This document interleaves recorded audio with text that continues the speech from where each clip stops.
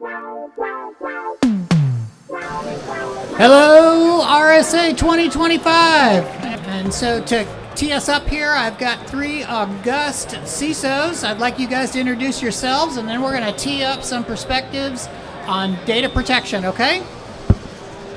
So my name is Paul Underwood. I'm from Neovera. We're an actual Entrust partner. We have been for quite a few years, and we focus very heavily on the PKI space as well. So. Hi everyone, I'm Jordan Avniam. I'm the Chief Information Security Officer here at Entrust. Hello, Anthony Johnson, formerly the CISO at a number of Fortune 50 organizations, including Fannie Mae, JP Morgan, the Corporate Investment Bank, and now an advisor. Good afternoon. My name is Ofer, and I'm the CISO for the LA Superior Court. So we want to thank all of our CISOs that are here with us before. In fact, this isn't the first time we've had a panel of these guys.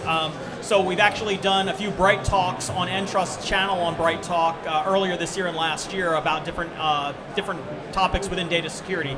So we're definitely glad to have them back again for this. So we're going to kind of jump into some questions here because there's a lot of questions. Again, we all talk all the time about different topics in data security and data protection, and we thought it was really important for us to really get together and have these conversations in public, because a lot of these things, we have conversations about them in the back room, we have them in the office, we don't talk about it in public a lot. And we've all kind of agreed to kind of talk a little bit more about some of the topics that a lot of individuals don't want to share, because these are important topics, right? So we want everybody to understand what we can do with this thing. So with that in mind, so the first question we have for our panel is, in your experience, what team within an organization decides what data must be encrypted, and how are those keys managed? So the good news here is I don't think anyone is going to argue that important data has to be encrypted. It's sort of the basis of data protection. The question, as you've asked, is who decides that? Yeah. And oftentimes it's left up to the technology or the security teams to go out and determine what data needs to be encrypted and protected. That's great and dandy in a smaller organization where you perhaps don't have a big variety of data. Unfortunately, or fortunately, in today's organizations, we have a lot of data. And that data varies based upon importance by how the value it provides the business. So it truly is the business itself, outside of security, outside of technology, that should be evaluating on an annual or perhaps semi-annual basis what data is most important, and based upon the sliding scale of that importance, the type of protection you put in place, specifically encryption. I think an important piece, though, is also to recognize that data doesn't just live in its own ecosystem. It's usually part of a value chain. And when combined with other data elements, it absolutely can magnify or modify the importance of the data. And while security teams can say, hey, if it meets this definition, it should have this level of protection, it really does come down to the business. But then you get into this vacillation of like, do we do it? Is it going to slow things down? It's not that important to me. So it is important for the organization to assign and designate somebody truly is responsible for that data as the overall kind of macro, and then work with the business, which most companies don't do. They leave it at layer 8, the politics level, right? Yeah, and I would say for us, compliance is going to be one of the key stakeholders for data identification. I think we have to identify the data, but at the end of the day, the business has to tell us what's important and what's not. We manage the platform, we manage the keys, all those technical aspects of it, but the reality is finding somebody in the business that knows where the data is and whether it should be protected is difficult. And that's going back, and I'm going to talk a lot about educating your stakeholders, but that's part of the education. So I want to jump in here, because if that's the case, that some one person should be responsible for identifying the data, but in fact it's not done like that, how does an organization go about finding all their cryptographic assets? In other words, how can you even know you're compliant if you don't even know where the keys are located? I think it's a really, really great question, and one I would almost answer with another question. If you polled 90% of the security leaders here and asked them who their key custodian was, most of them would not have a clue. I would say half of them would say, key custodian? What's that, right? And it is a fascinating requirement that impacts nearly every single one of these organizations, and it's just so fundamental when we're sitting here talking about it, right? So it's this dance. Security teams find the data, they come up with saying, hey, we found X, Y, or Z. Well, okay, well, what system is it on? Who owns it? Yada, yada. And then it's this crazy cycle. So, Anthony, one thing I'll add to there is it seems like a lot of them do the whoever needs the key holds the key, right? And we all know that's not necessarily a good idea because we all choose where we hold our keys in a different, manner of security, right? I mean, you got the people who leave their keys to their car in their car, that we don't forget them. You got the people that put them inside their front door, and you got the people who put them in the junk drawer or keep them with them on their nightstand, right? We all hold keys a different way. It's just the same thing. I was also going to add that oftentimes we stumble upon that answer by realizing we have to perform some sort of compliance measure against data protection, and we realize, oh well, we're not protecting this data properly enough because it's driven by compliance. In my opinion, that's the wrong way of doing it. Obviously, compliance is not security. Security is security. Compliance is a component of security. So we have a pretty big event coming up here in the course of the next few years. Quantum computers, people are going to have to change out their cryptography to protect all of those assets.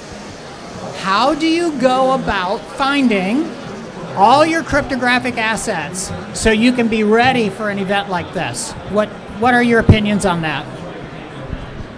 So I think it has to start with security teams managing the platforms, managing the encryption.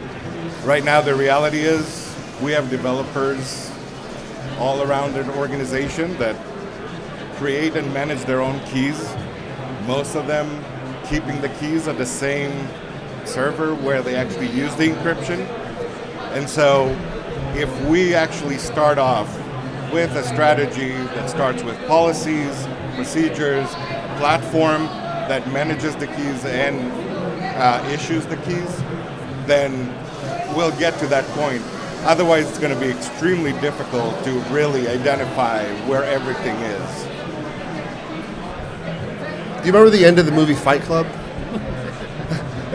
That's what post-quantum almost feels like it's going to be.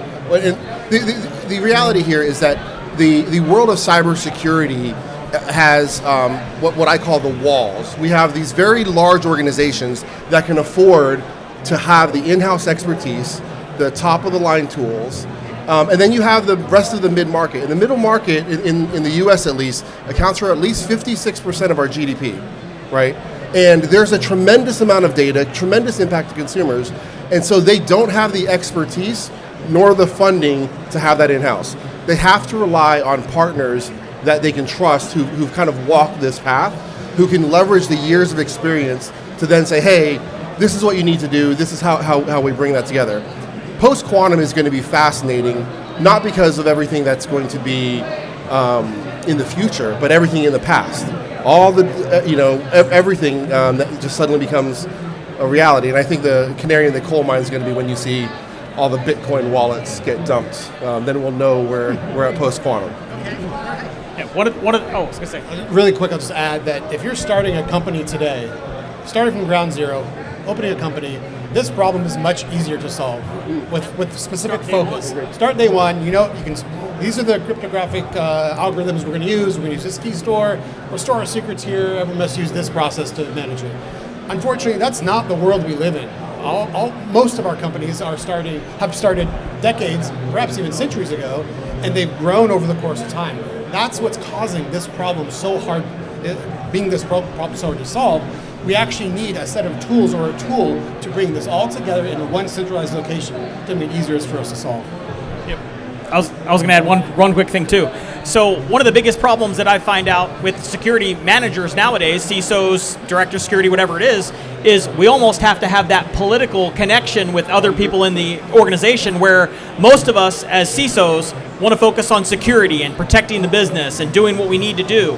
But we're finding out that with the way the data is growing, we have to know who our data stewards are, who our application owners are, who could potentially be creating, managing, protecting data in our organizations. And as we continue to grow and build new divisions and start new programs, we have to be on top of it to know where that data is. And we have to start asking the question, does this create new data? Are we bringing in new data when a new project comes online so that we can get basically a head start on knowing what we need to do with that data? Yeah, going back to what Jordan was saying about new companies starting, the idea that encryption is a foundational piece for any security program is something that a lot of CISOs do not consider.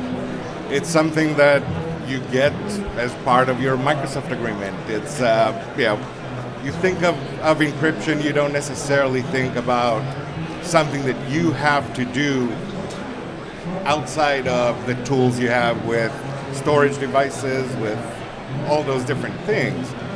We have to start considering encryption as a fundamental, foundational item in security. And it's not just the encryption, right? It's data classification and everything that goes with it to find what we need to encrypt. So ideally, yes, if you start a new company, encryption is easier, but you have to make a conscious decision to make it part of your strategy. So we kind of are where we are, though, right? Lots of companies have grown through acquisition. You acquired different crypto strategies in the process. Few get to start from scratch.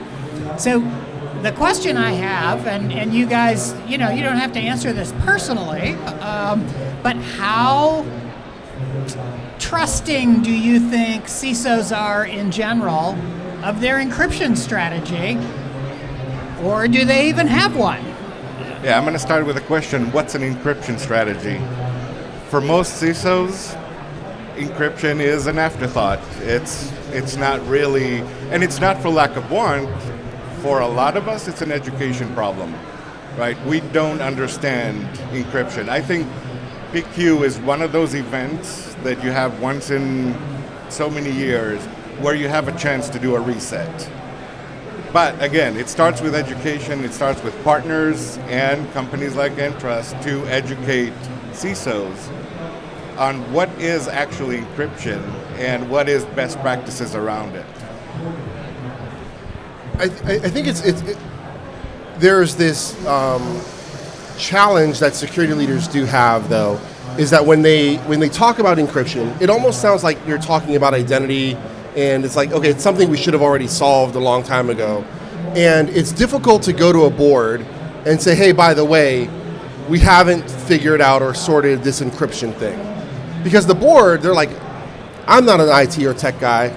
I know encryption. We should be done with it, right? And so it is a very difficult conversation to go and say, hey, we actually haven't been doing this since I've been here. And no security leader wants to go in and actually kind of reset or change the paradigm of what they've been selling for the past 4 years. I do think there are opportunities when new security leaders come in, as they are educated, where they can have a meaningful conversation and say, hey, listen, I've been looking at the environment, and I don't actually think that we've sorted this encryption thing out for the last, and I'm not saying to blame the predecessor, but there is a little bit of that has to happen of like, how have we not sorted this out? We have to have partners that can help us actually do this work. I have yet to meet a security leader who has accepted the status quo on any given week, any given day. As security leaders, we have to always continue to challenge to be better, to do better, and to continue to evolve at the same pace, if not quicker, than our threats and our adversaries are evolving. So back to what my co-panelists were saying is this is not a one and done thing. Even if I was confident yesterday, I might not be confident tomorrow. We have to continue to evolve to make sure we are continuing our new ways of thinking about solving this challenge. One of the things, Anthony, you mentioned this as well, but we've got 2030, right? 2030 is PQ readiness, right? So EU has come out and said you need to be PQ ready by 2030. That's 5 years away. People go, oh, well, we've got 5 years to work on this. When was the last time, you looked at an encryption strategy and said, we can do this overnight? This is not something we're going to do overnight. This is something that can sometimes take 2 to 3 years. You've got products that are end-of-lifey, and you've got new technologies that are coming on board for PQ.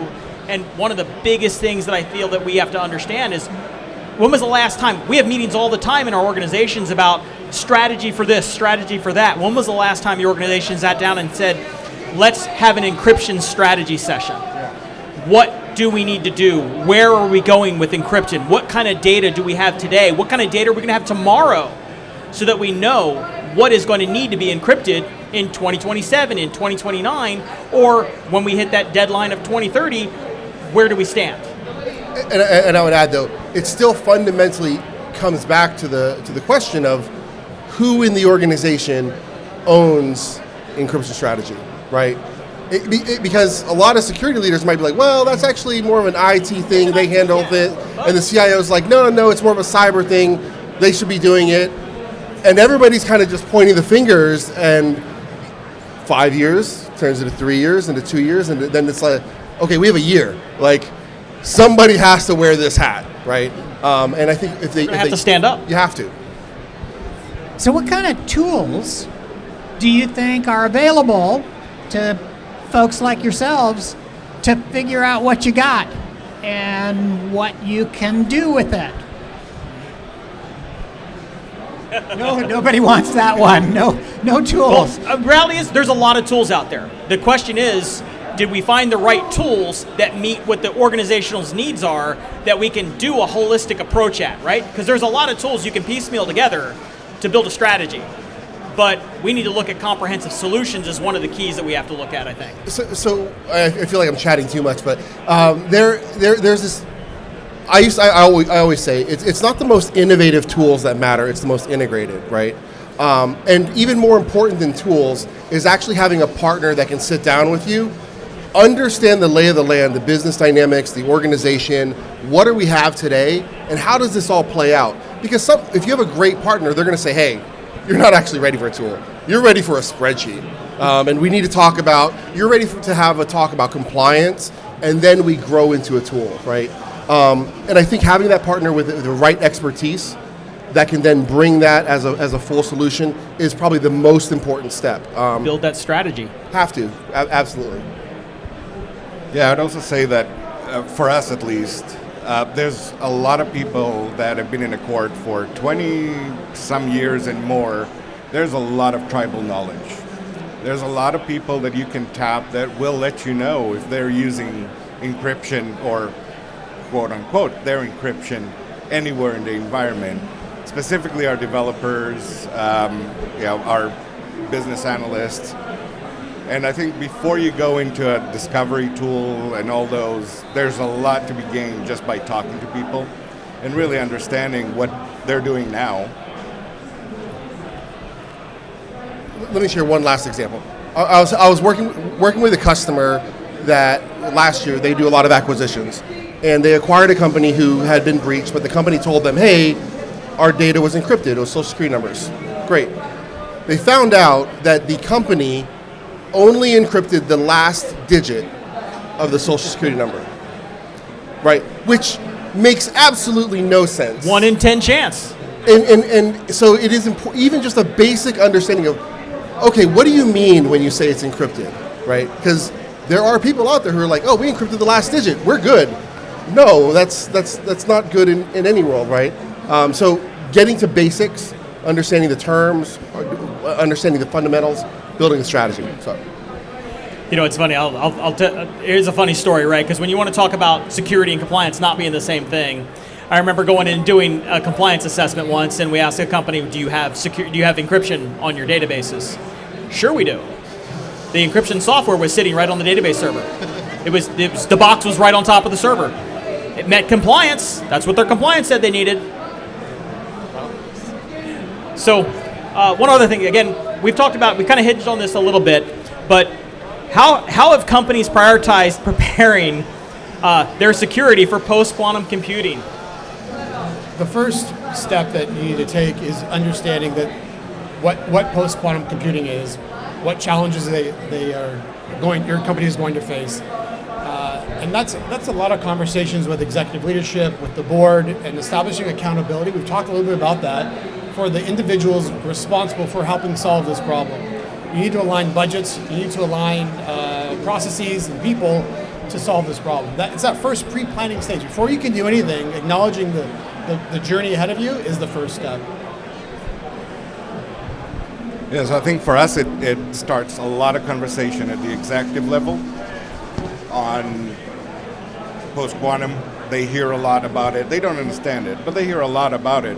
For me, it's an opportunity for a reset.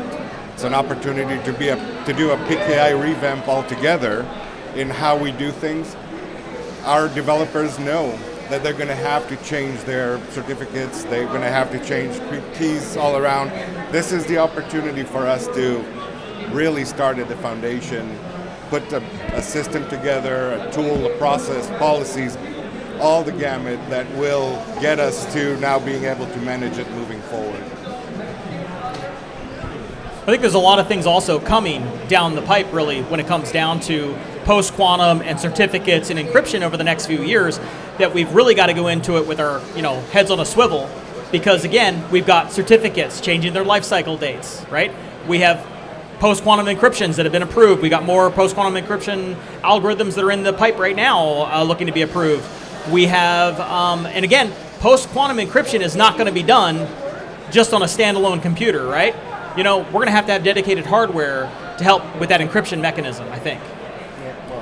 So it would be incomplete if we didn't talk about AI, right? Everybody wants to talk about AI. And we know... What does that stand for again? Anyway. Yeah. We all know that the bad actors are using AI to improve their attacks, right? Discover more... Vulnerabilities. We see that every day. Correcting the grammar in their phishing emails, all the good stuff. My question is, how can we begin to use AI as security professionals to better counterattack, to better set up defenses against those attacks? What are your thoughts about that? As an industry, I think what I find really interesting about this topic is that a lot of the practitioners, some of us with more gray hair than others, we actually played with technology a lot more when we were younger. And what I'm seeing now is that a lot of the executives, senior leaders, aren't actually playing with this new technology.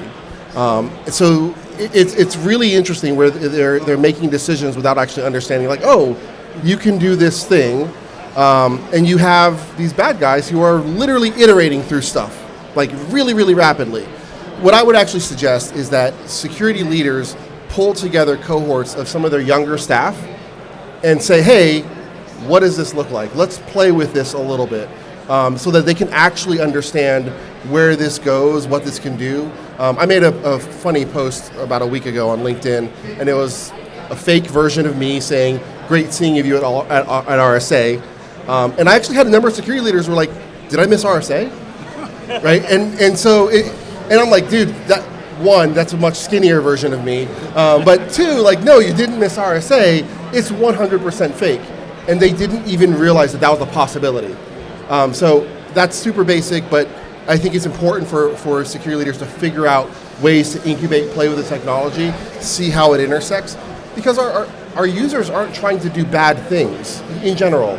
They just want to get the business done. They want to do something faster, smarter, save themselves some time for work-life balance, whatever that is.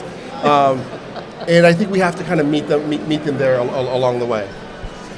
As consumers, there's a lot of AI products that are readily available to all of us on your phones, smartphones. You can download open source, you can play with it. So going back to what Anthony says, yes, that's an easy way to demonstrate to everyone the amazing benefits of AI, as well as some of the scary things. We have some demos set up here if anyone's interested that show some really, really cool ways that AI can be utilized, and also some of our security solutions that we use to combat it as well.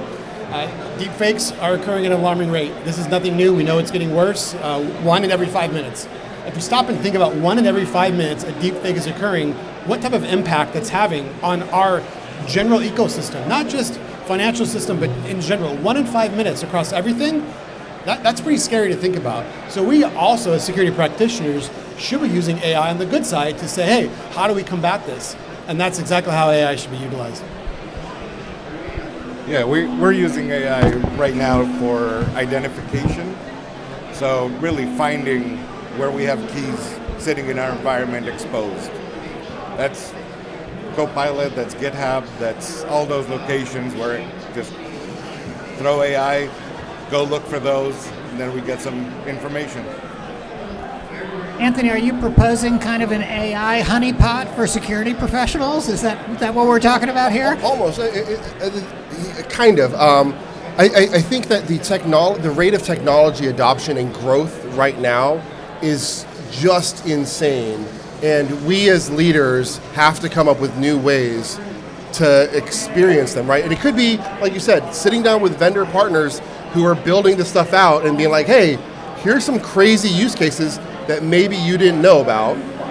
When I was at Capital One, we actually had an AI, the Committee for Ethical AI, I think it was, right? And we actually took fresh out of college kids and said, how would you do this thing? And it was amazing, some of the stuff that you saw. You're like, oh, I didn't realize you could do that. I didn't think about that, yeah. Right, and you actually bypassed everything that we put in place.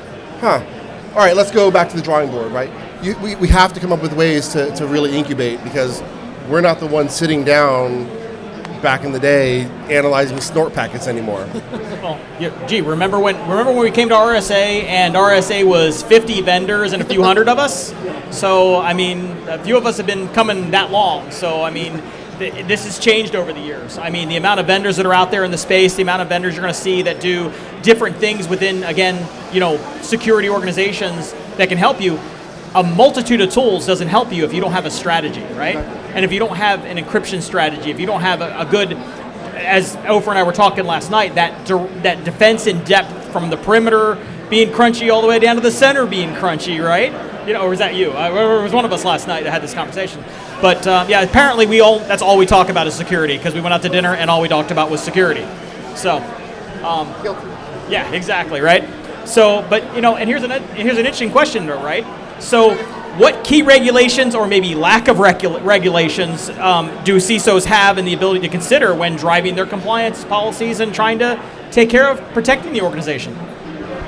I'll continue on the AI bandwagon, and we were still lacking in the U.S., a federal AI sort of compliance or regulation. What that means is the states themselves are being left up to decide what's important, what's not. We've seen several states in the last couple of months actually incorporate artificial intelligence laws into their penal codes, into their regulations, which is great. It's fantastic.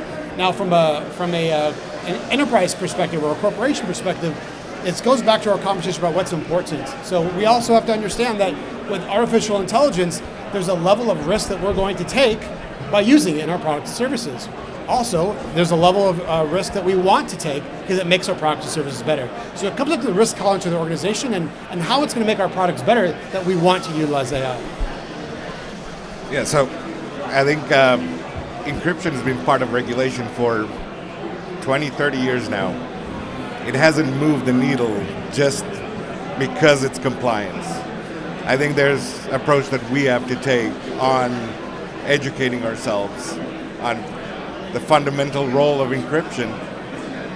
We've had that for years. There's nothing new that makes me think, oh, now I need encryption more than ever. But the problem, though, the way I see it is, we've had encryption for a really long time. PCI strongly recommends, and in fact requires it in certain cases, but recommends. Let's go with recommends. Yeah, I like the recommends. Yeah, but at the end of the day, this is like what the pirate says in Pirates of the Caribbean. It's more like guidelines, So how do you think the United States government will step up and do something on a national basis? What do you think the time frame for that is, or is it never? Well, when they all get along in Washington, I think it'll be covered really clear. Well, never. So tomorrow. Your answer's never. Being a government employee, if you're going to wait for government to solve that problem, we're going to wait a long time. Well, it's us. It really is us. Endpoint is non-negotiable. In a lot of organizations, firewalls, non-negotiable.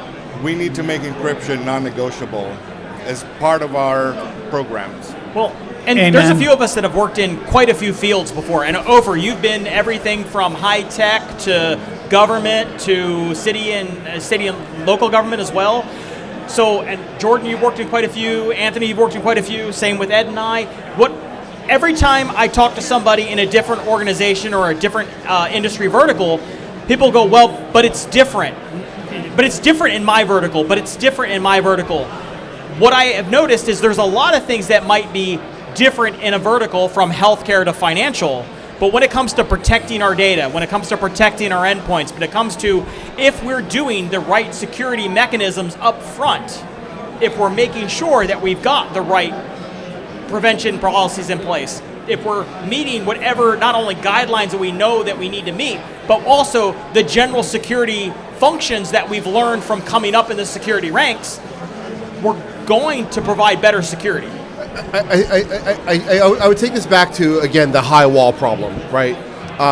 You have these very mega well-funded organizations that can afford to have these conversations, and then you have everyone else who kind of lives in the suburbs who can't. And they're not even thinking about it because they're literally, living hand to mouth on revenue. So I think that there is a requirement where service providers, and if you imagine, like, there are certain things, if you're going to start a new company, you're using Gmail or you're using Outlook. Like, no one's going to roll their own email exchange mail server. You're using one of these service providers, right? And I think there are certain components that need to be mandated for these macro service providers that then cover the mass market, where they cover the 56% who can't afford the expertise and they can't afford the hardware, but it's just a baked-in cost. And then I think you can tackle the high finance, the healthcare organizations that often do just look at this as, yes, it's nice, yes, it's a guideline, but at the end of the day, worst case, I'll pay a fee, I'll pay a penalty, right? And you have to like break that out of like, all the mid-markets are doing it, we've mandated this across the board, this is non-optional, and it has to be a meaning enough penalty. And I think that's where PCI fell off. All right, so here's an interesting one for us, because I know we've all dealt with this in the security space for years, and we continue to lose the battle a lot of times when it comes to talking to the rest of our organizations about where we go with this. But what role does the suppliers, do your suppliers and their strategy play in streamlining the integration and reduction costs of what you're doing? Having a trusted supplier at your beck and call to help you through this is absolutely imperative through what we just talked about, whether it's AI, whether it's encryption or PQC, in fact. And the number of suppliers out there that actually, we talked about this a little earlier, provide valuable recommendations that meet the needs of your organization. You said it yourself, we're different. Everyone has that sort of, we're different. The key is finding a supplier that resonates with how different you really are, and that can meet the needs of your environment and programs. And are they listening to you as well? Because there's that's a big one. I mean, I've dealt with a lot of suppliers over the years, and they have the same strategy that they tell every one of their clients they have to follow. Well, it doesn't work for every client. It doesn't work for every organization. It doesn't work for every vertical. There are certain things we need to do in every vertical that are going to help us, right? But again, they have to listen.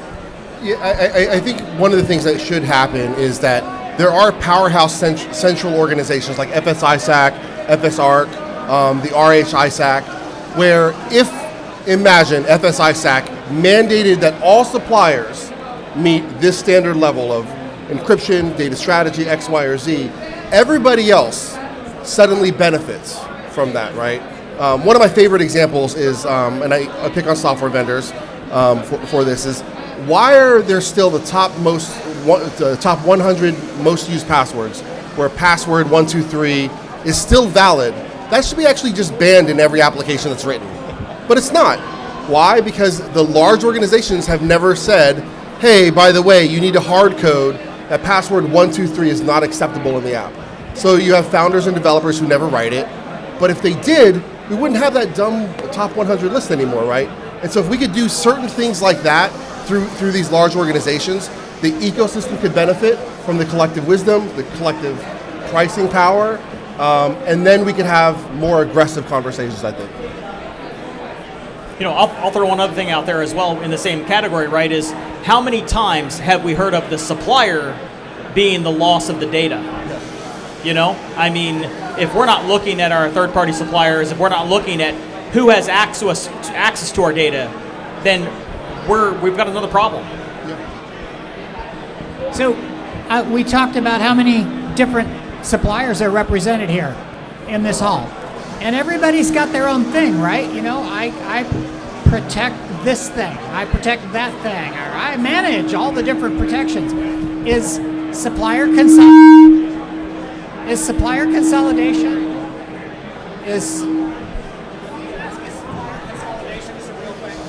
supplier consolidation a real thing?